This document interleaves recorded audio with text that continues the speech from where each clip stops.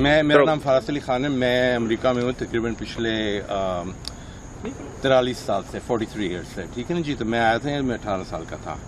تو اس زمانے میں مجھے یاد ہے ضیاء صاحب ہوتے تھے اور میرے والد صاحب بھی ملٹری میں تھے, بلکہ انہوں نے دونوں جنگیں لڑی ہندوستان سے. انہوں نے مجھے ایک بات بتائی تھی کہ بیٹا یہ جو 2 جنگیں نا یہ بے وقوفانہ جنگیں تھیں, اور جبکہ ان کو تمغہ رسالت ملا اور ستارہ جرفتی ملا.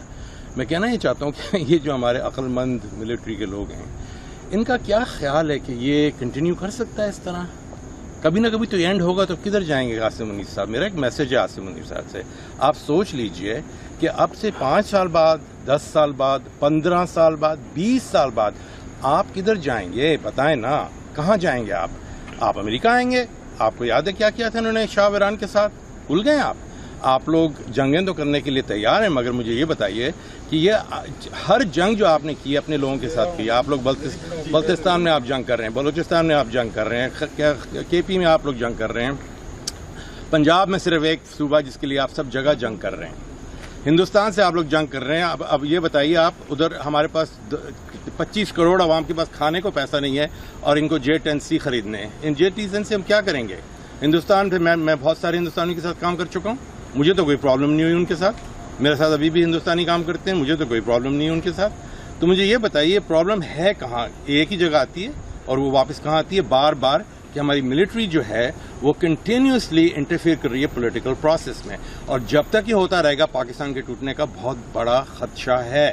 کیونکہ جب تک آپ پولیٹیکلی انوالو نہیں کریں گے ایک ایسے ملک کو جس میں کوئی یونٹی نہیں ہے without the political process same as in India, آپ اس کو جوڑ کے نہیں رکھ سکتے. لوگوں میں کبھی یہ نہ یہ ملک بنا تھا کسی کے ووٹ سے, یہ بیسکلی ایک پارٹیشن تھا. The partition has basically put people together, اور اب یہ لوگ جو ہیں یہ رہنے کی کوشش کر رہے ہیں ساتھ, اور آپ ان کو توڑ کے اپنی جسے کہتے ہیں نا اپنی صداقت اور اپنی حکمرانی کو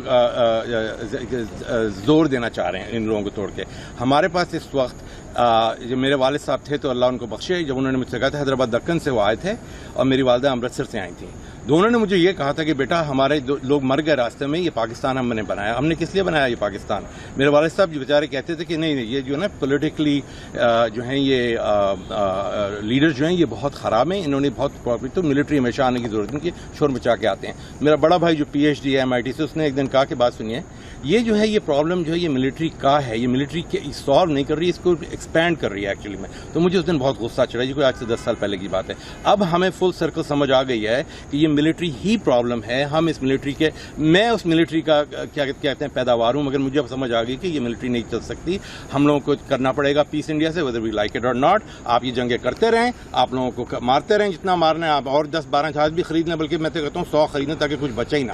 ایک دفعہ جب ختم ہو جائے گا تو مگر عاصم منیر صاحب ایک میری آپ بات غور سے سن لیجئے, آپ نہیں بچ سکتے اس کے اینڈ سے, چاہے آپ کچھ بھی کر لیں.